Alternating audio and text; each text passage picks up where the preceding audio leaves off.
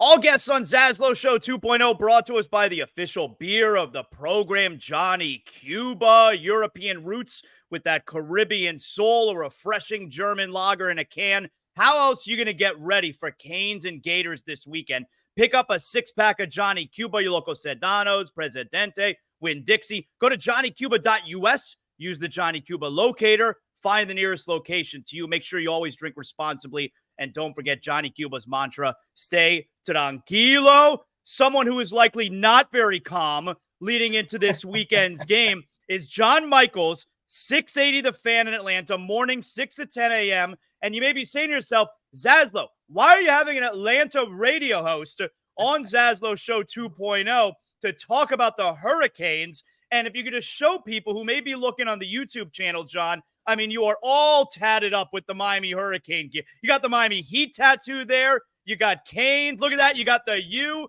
I know you got the national championships there. Yup, 83, 87, 89, 93, 01. A huge Miami Hurricanes fan is John Michaels, who is repping the Canes out there in Atlanta. Of course, going to the game this weekend. How are you, John? It's good to talk to you again. It's great to talk to you as always. I'm fired up because you know what? One, I got to see Florida State lose on Saturday afternoon, which, you know, being the flagship of Georgia Tech here in Atlanta, I got to rub it into all their idiot fans over and over again. And then knowing that we got Canes and Gators and I'm heading down to the Swamp Friday morning, I cannot wait. College football is what we've all lived for. I think the last time I saw you in person, we were sitting like 2 rows from each other in 2019 back in Orlando for Canes and Gators. So I cannot wait for Saturday. I think it's going to be a tremendous atmosphere and an unbelievable game. So, you know, it's funny because FSU loses, and obviously, you know, as Canes fans, that makes us giggle. I'm also a University of Florida grad, so it makes me giggle in that fashion as well. But I wonder how different things are now this year because of the 12-team college football playoff, where in the past, it wasn't necessarily a good thing, right, for FSU to lose that first game because you want them to be propped up for when the Canes play them and then hopefully beat them down the road. But I don't think that's such an issue anymore because obviously win the ACC, you're getting in no matter what. But there are so many spots available at large bids that it probably doesn't matter as much FSU losing for Miami's case, right? No, not at all. I mean, the auto bid is obviously going to be there one way or the other. You get to Charlotte and you win, you're going to have probably the 3 seed if all things shake out the way that you're going to have it, and you're going to get a bye. And I think even the loser in Charlotte in the ACC championship game has a good chance to get in as long as they enter that game with 2 losses or less. I even think a 9-3 team, if they win the conference, is going to get in. But it just gives us so much more to look forward to. You talk about strength of schedule, which used to be gigantic. You wanted to have, especially in the back end of the season, teams that were 8-0, 9-1, and be all excited to have them coming up and ready to make things right, make the game be big down the road. Now, it just matters taking care of your own business. I, for one, and I know you do a lot of work for ESPN Radio, which, by the way, you're doing a great job with that when I get a chance to listen on Sirius XM. I think now for college football fans, we get to October and November, and we're going to have things that we've never had in the past. Like if you were an FSU fan, really your realistic chances of making the college football playoffs, losing to an unranked Georgia Tech, would have normally been almost gone in the old 4-team era. Now, guess what? Florida State could right the ship. You beat Boston College this week. You win some games. Suddenly you're 6-1, and your Octobers and Novembers matter. Think about all the times with Mario. And I love Mario Cristobal. I've been a very big critic on social media for some of the things that haven't happened for him. But in the past, we get to mid-October and the season was over. You did local radio in Miami for how long where Al Golden, by September 18th, the season was done. And now you're not going to have that. So I think it's great for college football. I think it's great for everybody that's a fan of a program that maybe is a fringe top 25 team. October and November are going to matter, and you're going to have a chance to work your way in, which is awesome. Are you picking the Canes to win the ACC? Yes, I am. And I'm not doing this for a homer pick. You've known me for a long time. Again, very critical where criticism is need to be had, whether it was Shannon or Golden or Coker or Diaz or Rick, you name it. I've been very critical. And there have been times I've looked and said, look, realistically, it's an 8-win football team. The talent that Mario Cristobal has acquired through the transfer portal and through high school recruiting is a reason that this is not only a 1-year sustainable deal. This could be something where it's building blocks for the future. You went and got the biggest position you needed, which was quarterback. Cam Ward gives you something you probably haven't had since, maybe Ken Dorsey. And Dorsey was completely different. But the type of guy that you feel like can win you a game on a Saturday afternoon when maybe other things are not going well. You've got a great offensive line. You've got an unbelievable defensive front. Are there some weaknesses in the secondary? Sure. But you miss Clemson. You get Virginia Tech at home on a Friday night, and Florida State has to come to your building. Your toughest two road tests at Louisville, who's kind of a rebuilding team with a new quarterback, and suddenly playing in Atlanta on November the 9th against Georgia Tech doesn't seem like such an easy game. But I think Miami, the floor to me, Zaz, is 10. If they win less than 10 games, something's seriously wrong this year. See, for me, the part that gives me pause, and maybe I'm just trying to be conservative here, the first 2 years of Mario here, we're talking under 500 in the ACC. I mean, obviously, overall, Canes have never won the ACC, but to go from under 500 in the ACC to winning the ACC championship, I feel like there's got to be a stop in between. And the stop in between, I guess if I look at the growing pains, I can use Florida State as an example. 3 years ago, Mike Norvell had them, I believe, 5-7. The step in between was they go 10-3 and they make it into a bowl game and they end up winning. And then last year go 13-0. I think Mario's last or step in between was last year. 7-5 was terrible during the regular season, but you think about it, he gave a game away that he had to address yesterday with the local media by not taking a knee. Should have been 8-4. You lose to Louisville in the last minute of the game. Potentially could have been 9-3. I was sitting row 2 for the Florida State game. You have the ball with a minute and a half to go with a chance to go down and tie, or maybe you win that game. And the only two games that you really got beat were both on the road in the state of North Carolina. Tar Heels blew you out in the second half, and NC State, it was just a stranglehold because TVD couldn't get anything done. So I think you were really close. And then you've upgraded the roster. Running backs better, getting a Damian Martinez. Quarterback, I think, is infinitely better with Cam Ward. And again, the ACC just doesn't scare me. It's not like you're going against Clemson of 2016 with Deshaun Watson, and this ain't last year's Florida State team. Now, as far as Cristobal goes, are you worried about him as an actual coach? We're talking X's and O's, or is the talent that he has on the team at this point, it's just so overwhelming that maybe we don't have to be so scared of that part? No, I still have to be scared. Until Mario proves to me at Miami that he can overcome himself, yeah, I got to be nervous. What he needs to do, and I was at the A&M game last year, he let Shannon Dawson call plays. Think about the end of that game. You're up, I want to say 8, and it's 3rd and 6, and normally a conservative play would be, all right, we're going to run the ball, we're going to punt it, we're going to try to get a stop and get out of here with a win. What does Shannon Dawson dial up? A shot play to Jacoby George that ends up going about 75 yards for a touchdown, and the game's over. It's 48-33, and you walk away with a good victory. I thought after the Georgia Tech game, not just the debacle of the knee, but I think a lot of it had to do with Tyler Van Dyke. He threw 3 picks that day. I think he threw 2 of them in the end zone when you're going to score. I think that spooked Mario. And I think from that point on, there were some handcuffs on the offense where they didn't look the same. Obviously, the coaching blunder at the end of Georgia Tech. I think there were multiple other times where there was time mismanagement that I'm at my house screaming for timeouts, and I think fans were the same way, and he wouldn't take them. There'd be times at the end of the first half, you'd have 3 timeouts, and he'd run the ball into the ground and just blow the timeouts as if you could carry them into the second half.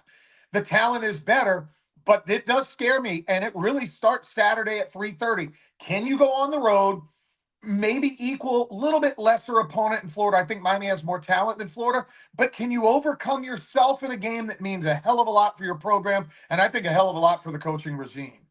So, John, what is the excitement level? Like you mentioned a few years ago when you had the season opening in Camping World Stadium in Orlando, Canes Gators. We were sitting very close to each other there. Fun game. Was it Mario Diaz's? What was it? Was it Diaz's first Manny's game? First game. Yep. Manny Diaz. Yeah, it was his first game. Game came down to the end. I mean, Canes couldn't do anything except kick field goals. That was exciting, obviously, but it's a much different story at the Swamp now. So, what is the excitement level for this Saturday for you? off the charts. I have been to a lot of great places. We work in a great business that have afforded me chances to go places. I've been to Norman, Oklahoma to see Miami play. I've been to Tallahassee 20 times. I've been to Clemson. I've been to Tennessee back in 2002. I've never been to the Swamp. I've wanted to go. Every time that I was trying to go, either Miami wasn't very good or I didn't have enough money to get down there. So my excitement level, like on a scale of 1 to 10, is 10 ibises right now. Like it is up there. I took a day off work. I don't even need to take a day off work. I get off at 10 a.m. and I go, you know what? I want to be on the road by 7:30 in the morning. I want to be down in Gainesville and rolling.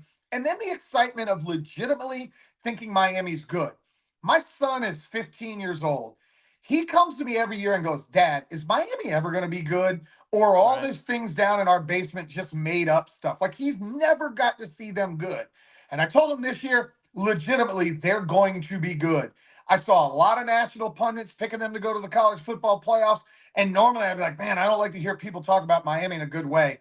But I look at this and go, this is a legitimate college football playoff team. And if things break right, they can make some noise deep into January this year. I'm super excited. I cannot wait to be down in Gainesville causing a ruckus at the CanesWear party this weekend.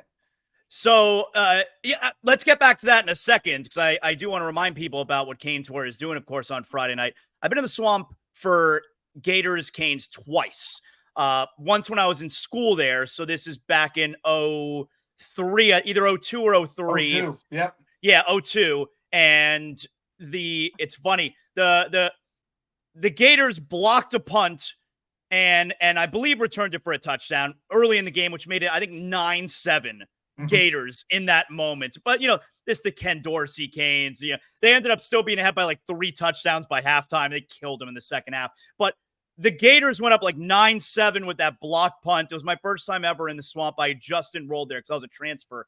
And still to this day, that moment, it was the loudest building I've ever been in my life. Hopefully we get that type of environment. I mean, it's not undefeated Hurricanes. It's not a Gator team that could be a national contender. So hopefully we get that kind of environment this weekend. You're going to have a lot of fun. It's a great environment. And I think the other time must have been 07, Randy Shannon, Urban Meyer. Tim Tebow. Yeah, the final score, I think, was 23-3, if you'll remember. Urban kicked the field goal at the end for the cover. Very disrespectful. Very, very disrespectful. You're going to have a good time this weekend. It's a fun place to see a game. Yeah, everybody's told me it's going to be fantastic. Working in the NFL for a long time, the loudest place I had ever been in is Seattle. Seattle is unbelievable for an NFL game, and they pipe in some noise, and they've got speakers. From the college atmosphere, Clemson was the loudest I've ever. I mean, Clemson is deafening when that thing is rolling. I was up there in 05 for the triple overtime game. We win on a Kenny Phillips interception late in the game there. And then I went up during the COVID year with De'Aaron King. Wasn't quite the same because there was only about 19,000 people in the building at that one. But Doak, I give Florida State their props when that thing is rocking and rolling. And last year it was pretty deafening. But I always go back to the old OB. When the Orange Bowl was at its peak, I don't know that there was a louder stadium or more intimidating stadium, but I've heard the Swamp can be that way. And I also understand the University of Florida only gave Miami about 4,000 tickets for this game. So we're going to be outnumbered like 10-1. So if you see me, I'm mostly friendly, but I will be largely intoxicated and having a good time on a Saturday afternoon. Can you imagine a scenario? I mean, I guess it would have to be, Canes would probably have to be probably undefeated going into an ACC championship game and lose the ACC championship game for them to get one of the home playoff games in the first round. Can you imagine what a cool, because I think about, it's the first time ever that campuses are going to host playoff games this year. What a cool scene it would be at Hard Rock Stadium if the Canes were hosting a playoff game. Yeah, and it would actually be a time that the city of Miami would show up. Like, I have to defend my Canes here in Atlanta all the time. Why does nobody show up? I'm like, the same reason people don't go to Hawks games on Tuesday nights. There's too much to do to see mediocre performances. Like, me and you are both huge Heat fans.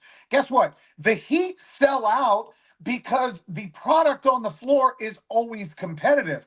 The Canes, and this is the thing I always try to tell people, even in the height of their best, the 80s, 90s, and early 2000s, the games that we saw on TV were Oklahoma and Notre Dame and Florida State. So everybody thought the Orange Bowl was jam-packed every weekend. I said, no, Yeah. it wasn't. My first game that I got to go to live was in 1989 against Wisconsin, which back then Wisconsin was 1-10. There's about 36,000 people in the Orange Bowl. I went Yeah, to go a game watch them against play against Temple every year. Go watch them play Right. Rutgers at the Orange Bowl. Yeah, that's who I got to go see because those were the games we can afford. My thing is now you get a playoff game at Hard Rock Stadium. Go back and watch that 2017 Notre Dame game, and Oh see my what God. Kirk Herbstreit had to say. That's the environment you would get if you get good Miami, playoff Miami, and I don't care who comes to town. Penn State, Michigan, you name it, that place would be unglued. John, Friday nights, you know our pals at CanesWear season opening kickoff party. Capone's in downtown Gainesville. I believe today is actually the last day that you can go to CanesWear.com and get the early bird special, which is just $39 for your ticket for Friday night. There's going to be raffles. You're going to have Canes alumni, music, obviously. I know Lamar Thomas is hosting. Also, you have my man Uptown Dale is going to be emceeing the entire night. You're going to be there as well. That's going to be a fun night. Cannot wait. I made all my friends that are driving down with me from Atlanta. We pre-ordered. I hit up Brett already. I've known Brett for a long time, and Jeff that works over at CanesWear. Just great guys. If you're a Canes fan, and I'm giving them a shameless plug, you need to go online to CanesWear.com and get all your gear there. I've got 3 new Adidas shirts, 2 new tank tops. I got to buy some new shoes when I get down there. I'm bringing all of them because I understand in the swamp it's going to be some swamp ass going on. So I'm going to need to do like 3 uniform changes like I'm a player. But the party should be awesome. If you're a fan of Zaz or if you know me from the radio, come up and say what's up. We'll have a drink. We'll take a shot. We'll throw up TheU. We'll do pictures. It's always a good time when CanesWear puts things on. And I think we're going to take over Canesville coming up this weekend. It ain't going to be Gainesville by Saturday at about 7:45 in the evening. It'll be Canesville. John, tell everybody how they can catch you repping on 680 The Fan. Go ahead. Yeah, hit me up on any social media channel at John Michaels U. At John Michaels U. You know what the U stands for. And then if you download our app, 680 The Fan, we got a good app on these on Android or the iPhone. I'm on 6 to 10 every morning. We've got video. Everything is streamed via YouTube as well. You'll see me 4 out of every 5 days wearing either a Miami Heat shirt or a Miami Hurricane shirt. So I rep the Dade County 305 to the fullest. And trust me, when we win on Saturday, that Tuesday we get back to work, I am going to be 100% insufferable on air to all the people in Atlanta. Great job, John. Good talking to you again, man. Look forward to seeing you this weekend. Always can't wait.